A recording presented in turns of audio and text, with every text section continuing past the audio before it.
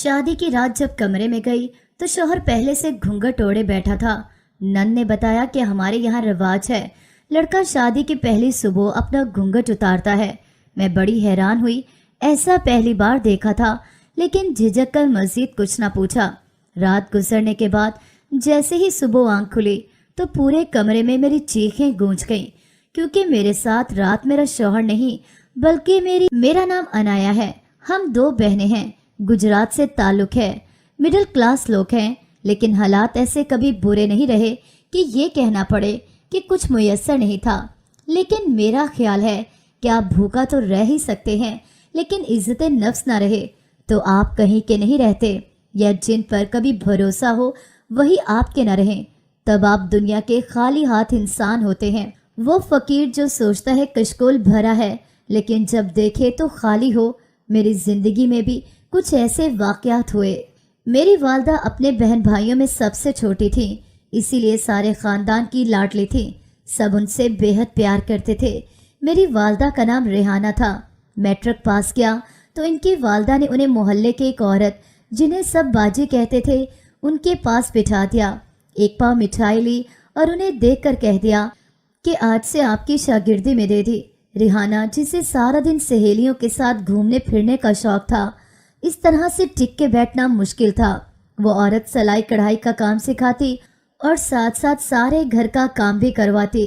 जब रेहाना घर आती तो माँ से गिला करती कि इतनी सर्दी में पोछा लगा लगा के मेरी हालत देखें, इसके हाथ सुर्ख हो रहे होते। उसे तो सर्दी में काम करने से वैसे भी चिढ़ती।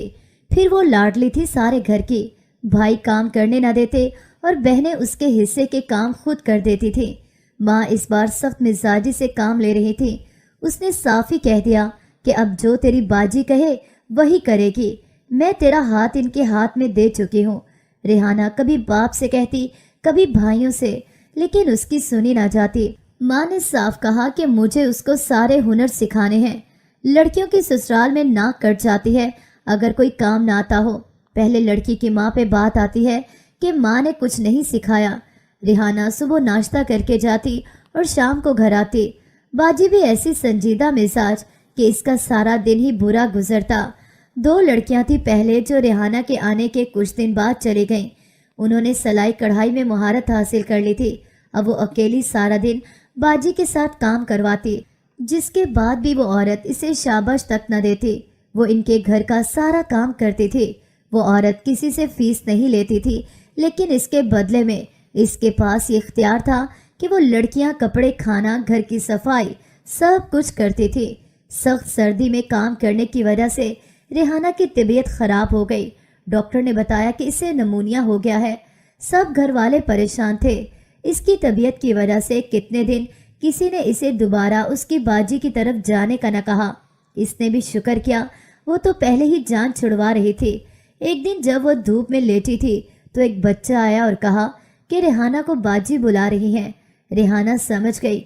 उसने कहा कि बाजी से कहो इसकी तबीयत खराब है। इस वक्त ही अम्मा कमरे से निकली और कहा कि काम नहीं सीखना तो ना सीख, लेकिन तेरी उस्ताद बुला रही है, कुछ तो ख्याल कर, बात सुन ले। बात सुनने में क्या हर्ज है। मेरी माँ ऐसी ही थी, मोहल्ले में सबसे मुरव्वत से पेश आने वाली, सबकी सुनने वाली। रेहाना जब गई तो देखा बाजी के घर मेहमान आए हुए थे। रेहाना को शर्म भी महसूस हुई। उसे वैसे भी ज्यादा लोगों में जाकर घबराहट होने लगती थी। उसने सलाम किया और सीधा किचन की तरफ बढ़ गई। यहाँ उसकी बाजी मेहमानों के लिए खाना बना रही थी। उसे आते देखा तो शुक्र का कलमा पड़ा और बोली कि शुक्र है तू आ गई, मैं कब से तुझे याद कर रही थी। इतने मेहमानों को अकेली मैं कैसे संभालती। फिर इन सब के लिए खाना रेहाना ने ही बनाया।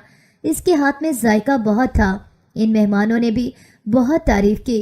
रेहाना की बाजी ने भी इस दिन रेहाना की बहुत तारीफें की। इसका असर ये हुआ कि वो अब खुद ही दोबारा से इनके घर काम सीखने जाने लगी। एक दिन जब वो घर वापस आने लगी तो इसकी बाजी ने कहा कि रेहाना, इस दिन जो मेहमान आए थे वो मेरे मैके वाले थे, जिनमें एक मेरा भाई था मुझसे छोटा, जो एक कंपनी में काम करता है। उसने जब से तुम्हें देखा है मुझे कह रहा है कि तुम्हारे रिश्ते की बात चलाऊं। रेहाना शर्मा गई और कहा, बाजी ये तो बड़ों के करने के फैसले हैं, मैं क्या कह सकती हूँ। कुछ दिन बाद उसकी बाजी और एक और औरत रेहाना के घर आ गई और उसका हाथ मांग लिया। रिश्ता बहुत अच्छा था, सब जानते थे वो लोग खाते पीते घराने से थे, अपनी ज़मीनें थी और गाड़ी भी अपनी थी। रेहाना के तो पूरे ख़ानदान में किसी के पास अपनी गाड़ी नहीं थी। इसकी बहनों के रिश्ते यहाँ हुए थे, उनके मुकाबले में रेहाना बहुत खुशकिस्मत थी। उसकी बहनें उससे कहती कि तेरी तो किस्मत खुल गई, लेकिन हम लोग यही तो गलत होते हैं। आसाइशों को देखकर समझते हैं बस सब मुश्किलें हल हो गई। पैसा है तो सब कुछ है, लेकिन काश कोई वक्त पे ये समझ सके कि पैसा सब कुछ नहीं होता। लड़के की वालदा बीमार रहती थी, इसलिए लोगों को शादी की जल्दी थी। इस दौरान मोहल्ले के कुछ लोगों ने ये बात भी की कि इतनी जल्दी शादी न करें, कुछ वक्त दें, आए जाएं एक दूसरे की तरफ। लेकिन रेहाना के वालिदैन को लग रहा था कि इतना अच्छा रिश्ता हाथ से न निकल जाए। एक दिन वो लोग आए और तारीख पक्की कर गए और ये भी कह गए कि हमें जहेज के नाम पर कुछ नहीं चाहिए। रेहाना के वालिदैन की नज़र में इन लोगों की हैसियत और भी बढ़ गई और वो उठते बैठते उनकी तारीफ़ें करते न थकते कि इतने अच्छे लोग हैं, कोई लालच ही नहीं। घर में शादी की तैयारियां होने लगी। रेहाना बहुत खुश थी। उसने लड़के को देख रखा था, लेकिन उस वक्त तक उसे ये नहीं पता था कि पहली नज़र में जो उसे अच्छा लगा था वही इसका हो जाएगा। इसने अपनी किस्मत पर कई बार रश किया, सहेलियों से अपनी किस्मत के बारे में कहती। शायद इसीलिए बड़े कहते हैं जो दुखी हों उनके सामने अपनी खुशियों की कहानियां सुनाने मत बैठा करो। ज़रूरी नहीं सुनने वाले की नीयत ठीक हो, अक्सर बुरी नज़र भी हमारी खुशियों को खा जाती है। रेहाना को भी बुरी नज़र ही लग गई थी, लेकिन उसे पता नहीं था। मेहंदी की रात उसकी बाजी ने अपने फ़ोन उसकी तरफ बढ़ाया। रेहाना ने हैरानी से उसे देखा और सवालिया नज़रों से पूछा कि कौन है, लेकिन वो फ़ोन देकर चली गई। रेहाना ने फ़ोन कान से लगाया और हेलो कहा तो दूसरी तरफ से किसी ने अजीब फरमाइश रख दी, जिसे सुनकर वो समझ गई कि ये कोई और नहीं उसका होने वाला शौहर ही है, जो उससे कह रहा था कि उसे अपनी होने वाली बीवी को मेहंदी के जोड़े में देखना है कि कैसी लग रही है।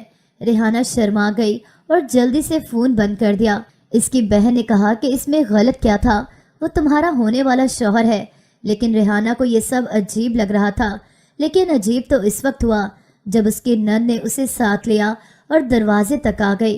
रेहाना पूछती रही कि कहाँ लेकर जा रही हो, लेकिन उसने हाथ ना छोड़ा और उसे वहाँ से साथ लेकर कमरे में आई और उसे चादर ओढ़ाई। रेहाना की माँ से कहा कि छोटा सा काम है, बाजी के घर हम लोग अभी आते हैं।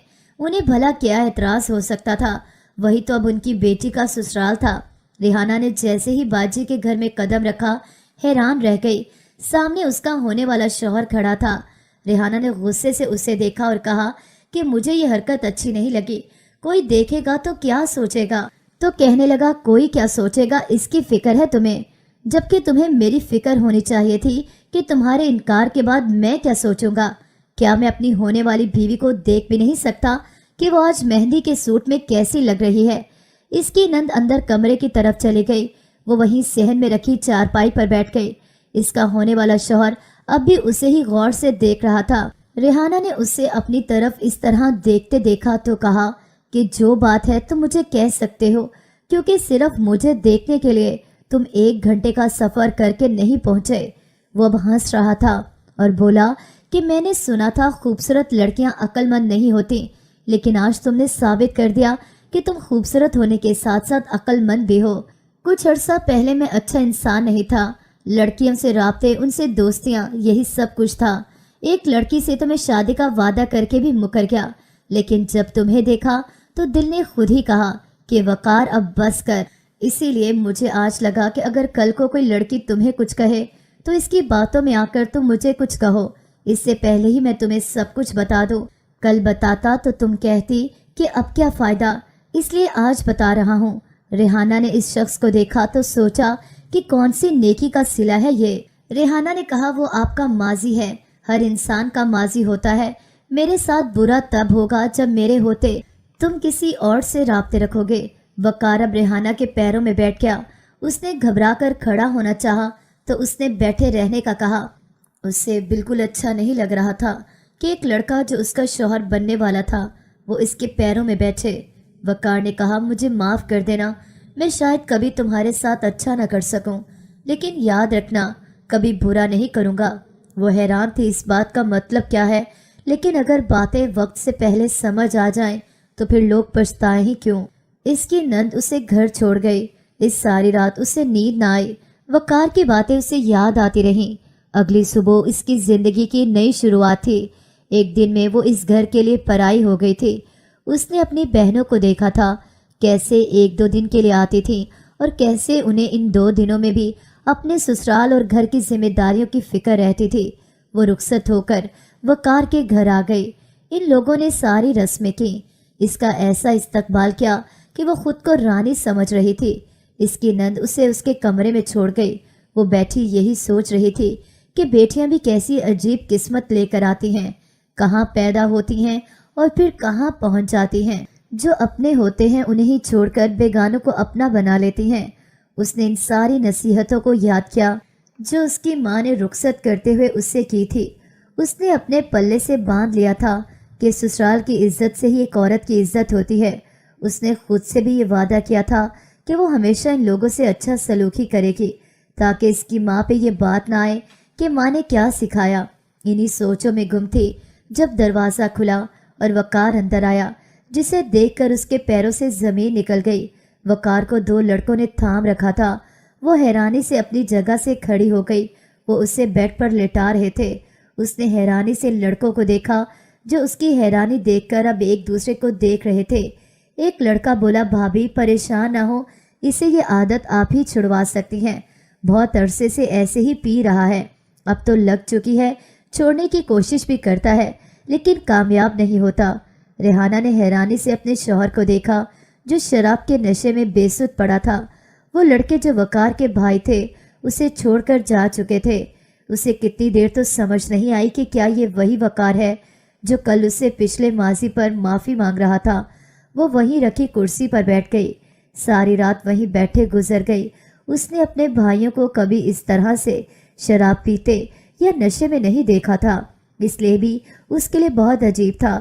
اس نے یہ کبھی سوچا نہیں تھا کہ ایک شرابی شخص اس کا شوہر ہوگا۔ اسے تو نفرت تھی ایسے لوگوں سے۔ اگلی صبح تک اسے سردی میں مسلسل بیٹھے رہنے کی وجہ سے بخار ہو گیا تھا۔ اس کی کمر مسلسل بیٹھے رہنے سے اکڑ گئی تھی۔ صبح جب اس کے شوہر کی آنکھ کھلی تو وہ شرمندہ تھا، لیکن اس نے ریحانہ سے کچھ نہیں کہا۔ نہ اس نے کہا کہ شراب اس کی عادت نہیں ہے یا وہ اس کی خاطر چھوڑ دے گا، جبکہ وہ سوچ رہی تھی وقار اسے یہ ضرور کہے گا کہ آئندہ وہ یہ نہیں کرے گا، لیکن یہ اس کی غلط فہمی تھی۔ وقار اس کا بہت خیال رکھتا تھا، لیکن اس کی ایک ہی بری عادت تھی کہ شراب پی کر اسے ہوش نہ رہتا۔ گھر آتا تو اتنا کچھ کہتا، سب لوگ اپنی جگہ شرمندہ نظر آتے۔ ریحانہ کی نندیں بھی اس کا بہت خیال رکھتی، اسے سمجھاتی کہ پیار سے بھائی کو اس عادت کو چھوڑنے کا کہیں، لیکن وہ کیا کہتی کہ جسے تم لوگ سمجھا نہ سکے اسے وہ کیسے سمجھا لیتی۔ سالوں کی عادت تھی، دنوں میں کیسے چھوڑتی۔ وقار رات کو دیر تک باہر رہتا، جب آتا تو اسے ہوش نہ ہوتی۔ ریحانہ نے اپنے میکے میں کسی سے کچھ نہ کہا۔ وہ اپنی محبت اور اچھے سلوک سے سب کچھ بدل لینا چاہتی تھی، لیکن وقار سدھرنے کے لیے تیار نہیں تھا۔ اس نے کئی بار سمجھانے کی کوشش کی تو کہنے لگا، اس گھر میں کوئی کمی ہے، تمہارا خیال نہیں رکھا جاتا کیا میسر نہیں تمہیں؟ سب آسائشوں کے بعد میری معمولی سی عادت تمہیں کیوں بری لگ رہی ہے؟ تم کیوں میرے پیچھے پڑ گئی ہو؟ اب یہی ہوتا، جب بھی ریحانہ اسے شراب چھوڑنے کا کہتی وہ اسے مارنے لگتا۔ جو چیز ہاتھ آتی وہی اس پر دے مارتا۔ ایک دن جب وہ گھر آیا تو ریحانہ سو رہی تھی۔ جب اسے جگا کر پوچھا کہ میں جب آتا ہوں تم سونے کی ایکٹنگ کرتی ہو، میرے دوست کہتے ہیں کہ ان کی بیویاں ان کا انتظار کرتی ہیں، ان کو تازہ کھانا بنا کر دیتی ہیں، ایک تم ہو، میں نے تمہیں اتنی آسائشوں میں رکھا ہوا ہے اور تم میرا انتظار تک نہیں کرتی۔ اس دن ریحانہ سے غلطی ہو گئی، اسے بولنا نہیں چاہیے تھا۔ اس نے کہا اگر شراب چھوڑ دو تو میں بھی انتظار کروں گی، لیکن کسی شرابی کے لیے میں کیوں جاگوں؟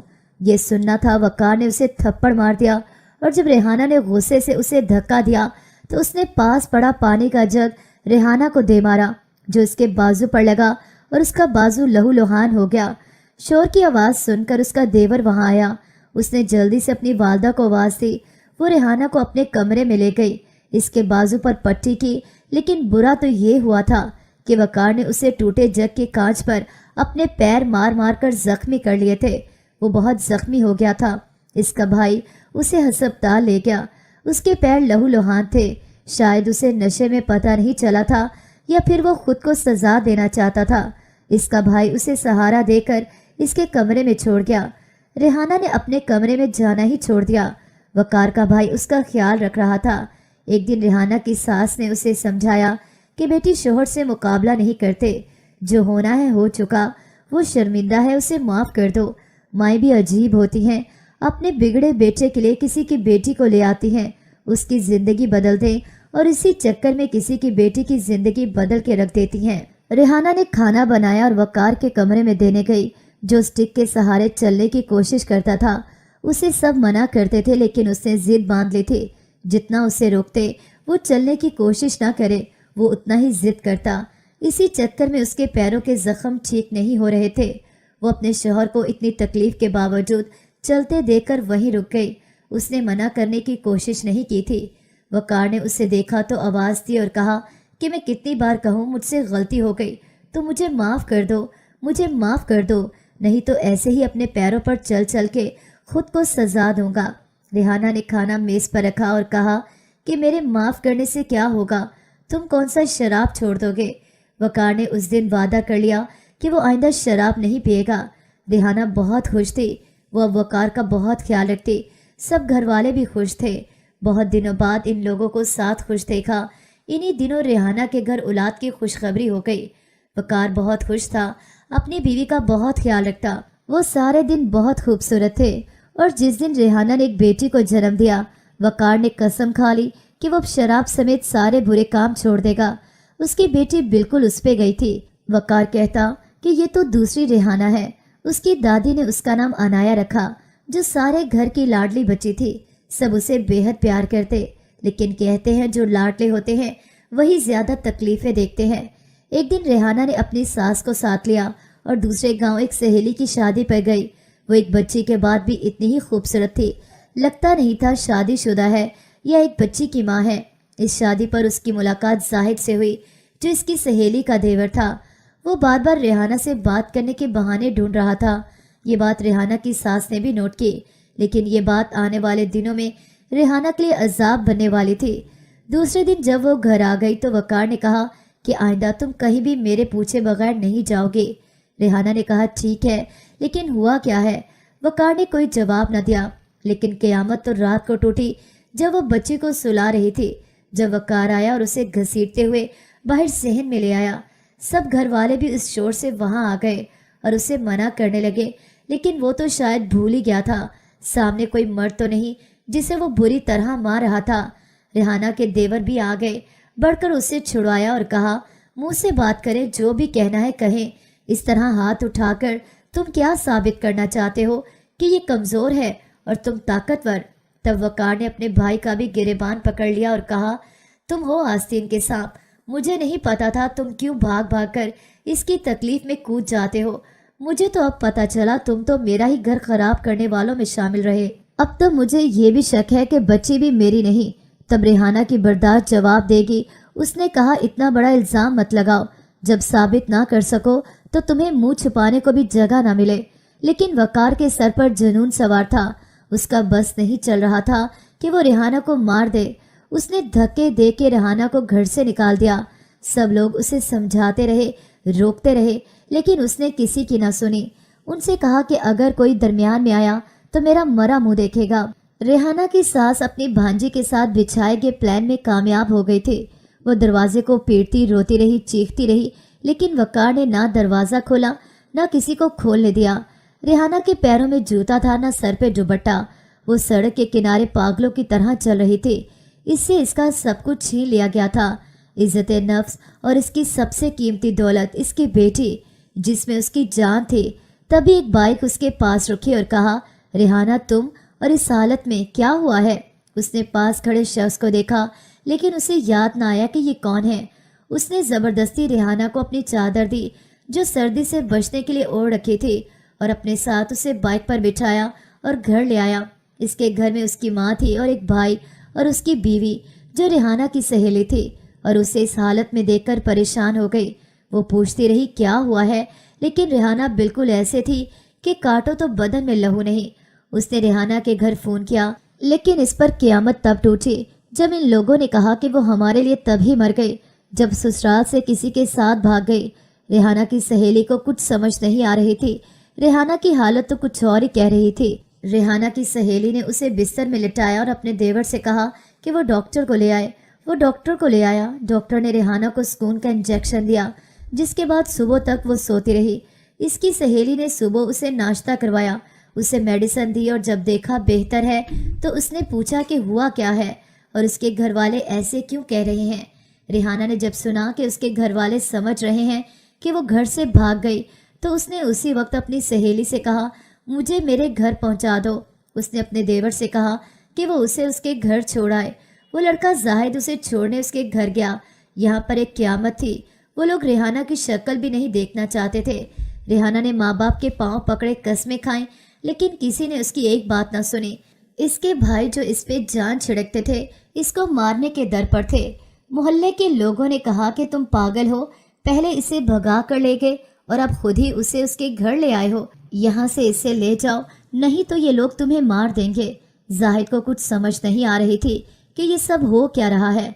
वो रेहाना को अपने साथ ले आया। वो तो इस दहलीज पर मर जाना चाहती थी, लेकिन जाहिद के ज़मीर ने गवारा न किया कि वो किसी बेगुनाह को मरने के लिए छोड़ दे। रेहाना ने बोलना चलना छोड़ दिया। यहाँ बैठी रहती, वहाँ घंटों बैठी रहती। इसकी सहेली इसका ख्याल रखती, लेकिन जब तक उसे वो साथ रखते, अब इन लोगों के ख़ानदान में भी ये बात फैलने लगी कि ये लड़की जाहिद के साथ आई है। कोई कहता कि शायद भगा कर लाया है। रेहाना की सहेली ने एक दिन बताए बगैर ही वकार से मिलने का फैसला किया और उसके घर पहुंच गई, जहां वो देखकर हैरान रह गई कि सारा घर रोशनियों से सजा था। उसने सोचा शायद इस घर में किसी की शादी है, लेकिन उसे हैरत उस वक्त हुई जब सामने वकार को शेरवानी में दुल्हा बना देखा। उसने वकार से कहा कि कोई इतना घटिया कैसे हो सकता है कि अपनी बीवी को रास्ते से हटाने के लिए उसके किरदार की धज्जियां उड़ा दे। अगर शादी करनी थी तो कर लेते, इसे भी किसी कोने में पड़ा रहने देते, इस तरह से जलील तो ना करते। इसके किरदार पर जो इल्ज़ाम लगाया तुम्हें कभी अल्लाह माफ़ नहीं करेगा। लेकिन वकार ने कहा कि यहाँ से चले जाओ, नहीं तो धक्के मार कर निकाल दूंगा। रेहाना अब बीमार रहने लगी थी। उसकी सहेली के हालात भी अच्छे नहीं थे, फिर भी जाहिद ही सारा खर्च कर रहा था। वही रेहाना की दवाइयाँ और इसका खर्च कर रहा था। इसने एमए किया था, लेकिन कहीं जॉब नहीं मिल रही थी। एक जगह गार्ड की नौकरी करता था और दिन में अखबार लोगों के घर पहुंचाता। एक दिन रेहाना की सहेली ने उससे बात की कि इस तरह जिंदगी कैसे गुजरेगी, तुम्हें अपने लिए कुछ सोचना चाहिए। रेहाना को अपनी बेटी वापस चाहिए थी, इसके लिए उसने अदालत का सहारा लिया। तब भी इसके पास तो कुछ था नहीं, सब कुछ जाहिद ही कर रहा था। लेकिन जाहिद ने ये बात अपनी भाभी से कही थी कि वो रेहाना को मत बताए कि सब कुछ उसके लिए मैं कर रहा हूँ। इतने दिनों जाहिद ने बहुत मेहनत की। वो हर छोटे से छोटा काम भी ना छोड़ता। उसे पैसे चाहिए थे, उसे रेहाना की बेटी उससे मिलवानी थी। अदालत में भी वकार के वकील ने रेहाना को बदकिरदार कहा कि वो घर से भाग गई थी। ऐसी औरत बच्चे की तरबियत अच्छी कैसे कर सकती थी। वकार ने रेहाना को तलाक दे दी, क्योंकि उसकी दूसरी बीवी अब यही चाहती थी कि वो चाहे इसे निकाल ही चुका है अपनी ज़िंदगी से, लेकिन उसे लगता था कहीं बच्ची की वजह से दोबारा वापस ना आ जाए। अदालत ने फैसला किया था कि एक माँ बच्ची बाप के पास रहे और एक माँ के पास रहे। रेहाना ने उस पर भी शुक्र किया कि चलो अब अपनी बेटी को देख तो सकेगी। इसकी सहेली ने उसे समझाया और उसे हकीकत बताई कि इसकी खुशी की खातिर जाहिद ने कैसे मेहनत की बगैर किसी लालच और सिले के। ऐसे लोग किस्मत वालों को मिलते हैं। तुम इससे निकाह कर लो ताकि वो यूं छुपकर तुम्हारी मदद न करे, बल्कि तुम्हारा सहारा सारे ज़माने के सामने बन सके। रेहाना ने उसकी बात मान ली। वैसे भी उसे एक सहारे की ज़रूरत थी। जब तक यूं यहाँ रहती, अपनी बेटी को कैसे यहाँ रखती। उसने जाहिद से निकाह कर लिया। जाहिद इसकी उम्मीद से भी ज़्यादा अच्छा शौहर साबित हुआ था। जब भी रेहाना की बेटी यहाँ होती, वो इसका ऐसे ख्याल रखता जैसे सगी बेटी हो। इसके खाने पीने और खिलौने तक जाहिद को याद रहते। वो कोशिश करता कि इसे सब कुछ मुहैया करे। इस तरह मैं कभी बाप के घर और कभी माँ के घर। मेरी माँ की दास्तान सुनकर मुझे यकीन तो ना आता कि मेरा बाप इतना सफाक इंसान भी हो सकता है, लेकिन जब मैंने देखा कि उसे मेरी भी परवाह नहीं थी, उसे तो सिर्फ अपने दूसरे बच्चों की फिक्र थी, तब मुझे लगा मेरी माँ को भी इस शख्स ने ऐसे ही जिंदगी से निकाल दिया होगा। मेरा सौतेला बाप, जिसका नाम जाहिद था, उसने मुझे इतना प्यार दिया, मुझे लगता काश वही मेरा सगा बाप होता। मैं अब मैट्रिक में थी, इतना तो समझती थी कि क्या सही है और क्या गलत है, लेकिन अपनी माँ की किस्मत को देखती तो ज़रूर ये सोचने पर मजबूर हो जाती थी कि मेरी माँ ने मेरे बाप के घर कितनी आसूदा ज़िंदगी गुजारी थी। लेकिन जब सब कुछ इनसे छिन गया तो कैसे गुर्बत की ज़िंदगी भी सुकून में गुजारी, क्योंकि इस गुर्बत की ज़िंदगी में शौहर उनकी इज्जत करता था, सच्ची मोहब्बत करता था, इनकी बेटी को अपनी बेटी समझता था। मैं अभी मैट्रिक के पेपर से फारिग हुई थी जब एक दिन मेरी सौतेली माँ मेरे पास आई और कहा कि हम लोग तुम्हारी शादी कर रहे हैं। मैं ये सब सोच भी नहीं सकती थी। अभी तो मुझे पढ़ना था, अपने पैरों पर खड़ा होना था। अपनी माँ की ज़िंदगी से मैंने यही सीखा था कि औरत अगर अपने पैरों पर खड़ी हो तो बहुत कुछ बदल सकती है, फिर उसे किसी सहारे की ज़रूरत नहीं होती। माँ की नाकाम ज़िंदगी से मैं यही सीखी थी कि मैं शादी ही नहीं करूँगी, लेकिन मेरी सौतेली माँ मुझे इस घर से निकालने पर तुल गई थी। इसने मेरे बाप को भी अपनी बातों से मुतमईन कर लिया। मेरी माँ के घर जो इस्मात जाने वाली थी वो भी रोक दिया। मुझे घर से निकलने से रोक दिया गया। जब मैंने जाने की कोशिश की तो मुझे कमरे में बंद कर दिया गया कि जब तक शादी नहीं करोगी यहाँ से जा नहीं सकती। मेरे बाप को, जो मेरी माँ और मुझसे पता नहीं क्या दुश्मनी थी, जो वो ये सब कुछ कर रहा था। शादी की रात जब मैं कमरे में गई तो शौहर पहले से घूंघट ओढ़े बैठा था। नंद ने बताया कि हमारे यहाँ रवाज है, लड़का शादी की पहली सुबह अपना घूंघट उतारता है। मैं बड़ा हैरान हुई, ऐसा पहली बार देखा था, लेकिन झिझक कर मजीद कुछ न पूछा। रात गुजरने के बाद जैसे ही सुबह आंख खुली तो पूरे कमरे में मेरी चीखें गूंज गईं, क्योंकि मेरे साथ रात मेरा शौहर नहीं बल्कि मेरी सौतन थी। जिसे मेरी नंद कहा जाता रहा वो असल में मेरी सौतन थी। जिसे मैं इस लड़की का शौहर समझती रही वही मेरा शौहर था। मेरी सौतेली माँ कहती रही वो लड़की तुम्हारी नंद है, जबकि ये शादी एक सौदा थी जिसके बदले मेरी सौतेली माँ भारी रकम ले चुकी थी। मेरी सौतन एक अमीर औरत थी, लेकिन इसकी औलाद नहीं थी। इसने औलाद की खातिर एक ऐसी लड़की से उसकी शादी कर दी जिसकी भारी कीमत वो दे चुकी थी, और ये तय हुआ था जैसे ही बच्चा हो जाएगा वो मुझे निकाल बाहर करेगी। और मेरी सौतेली माँ इस बात पर मेरा सौदा कर गई।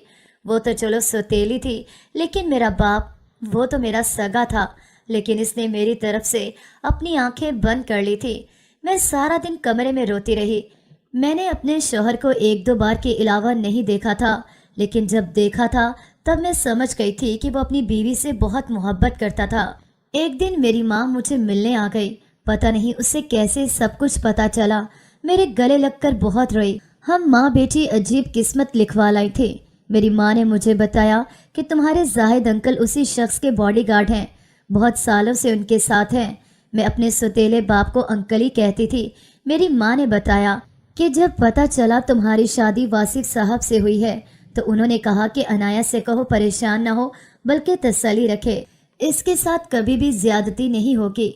वो बहुत अच्छा शख्स है। लेकिन ये अच्छाई मुझे कहीं नजर नहीं आ रही थी। इस वक्त मैं थी भी कम उम्र, इन बातों को समझती नहीं थी। दूसरी वजह यह थी कि मैं अपने शौहर से 10 साल छोटी थी। मुझे पता नहीं था कैसे उसे समझाऊं कि उसकी बीवी ने मेरे साथ क्या किया है, कैसे जीती जागती लड़की की कीमत लगा दी। मेरी सौतन कुछ दिन के लिए घर पर नहीं थी।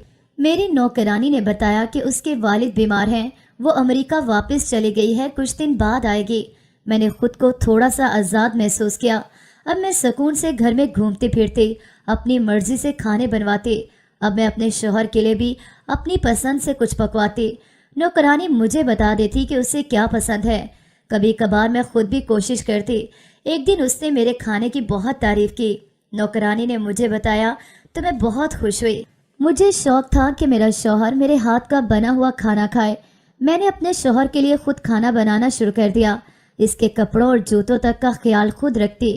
एक दिन मैं इसके जूते पॉलिश कर रही थी जब वो कमरे में आ गया और मुझे हैरानी से देखा और कहा कि तुम ये सब मत किया करो, तुम्हारी जिम्मेदारी नहीं है ये। मैंने कहा मैं ये सब करके खुशी महसूस करती हूँ, मुझे अच्छा लगता है। इस तरह हमारे बीच छोटी छोटी बातें होने लगीं। अब मैं उससे ऑफिस फ़ोन करके भी देर तक बातें करती और वो सारी मसरूफियात छोड़कर देर तक मेरी बेतुकी बातें सुनता। तब मैंने जाना जिसे मैं किस्मत की सितम ज़रीफ़ी समझ रही थी, वो तो मेरे हक़ में बहुत बेहतरीन है। मेरा शौहर मेरा बेहतरीन दोस्त बन चुका था, जिससे मैं हर बात शेयर कर सकती थी। हम लोगों ने वो दिन बहुत अच्छे गुजारे। मैंने अपने शौहर का हाथ थाम के शुमाली इलाकों की खूबसूरती देखी और तब उसने वादा किया कि वो कभी भी किसी की वजह से मेरे साथ जुल्म नहीं करेगा। मेरी सौतन जब वापस आई तो उसे सब बर्दाश्त नहीं हुआ। उसने मेरे शौहर से कहा कि वो बच्चा होते ही मुझे तलाक दे दे। उसने कहा कि औलाद तो अल्लाह के हाथ में है, अगर हो गई तो वो कभी भी किसी मासूम की ज़िंदगी बर्बाद नहीं करेगा। उसने बताया कि वो मुझसे मोहब्बत करने लगा है। मुझसे शादी के बाद उसे पता चला कि बीवी के फ़राइज़ भी होते हैं। सिर्फ चेकबुक लेके शॉपिंग करना और दुनिया की सैर को निकल जाना, शौहर के पैसे को हराम का माल समझ के उड़ाना ही सब कुछ नहीं होता। शौहर के सुकून और खुशी का ख्याल, उसकी ज़रूरियात का ख्याल रखना, ये एक अच्छी बीवी के फ़राइज़ हैं। मेरी सौतन ने मुझे घसीटना शुरू कर दिया और कहा कि मेरी वजह से उसका शौहर उसका नहीं रहा। मेरी सौतेली माँ को बुलवाया, जिससे मैंने बहुत बातें सुनाई। उसे कहा कि उसकी वजह से मेरी और मेरी माँ की ज़िंदगी बर्बाद हुई थी। अब अगर कुछ ऐसा किया तो मैं उसे कभी भी माफ़ नहीं करूँगी। अब मेरे बाप को भी अकल आ चुकी थी। जब चारपाई पर पड़ा तो पता चला कि उसकी औलाद और बीवी को उसकी नहीं, सिर्फ पैसे की ज़रूरत थी। लेकिन इस वक्त क्या किया जा सकता था? वक्त गुजर गया था। मैंने एक बेटे को जन्म दिया। मेरे शौहर ने मुझे अलग घर में रखा। मेरी खुशी के लिए हफ्ते के 2 दिन वो अपनी पहली बीवी के साथ गुजारता। मेरा बेटा मेरी जान है और मेरे शौहर की तवज्जो का मरकज़ भी। मैं शुक्र करती हूँ कि मेरा शौहर मेरे बाप की तरह औरतों के हक में जालिम नहीं था, नहीं तो मैं भी अपनी माँ जैसी ज़िंदगी गुजारती। मर्द को ऐसे ही मजबूत सहारा नहीं कहा गया, लेकिन काश हर मर्द की सोच भी इतनी ही आला हो जितना उसे अल्लाह ने मर्तबा दिया है।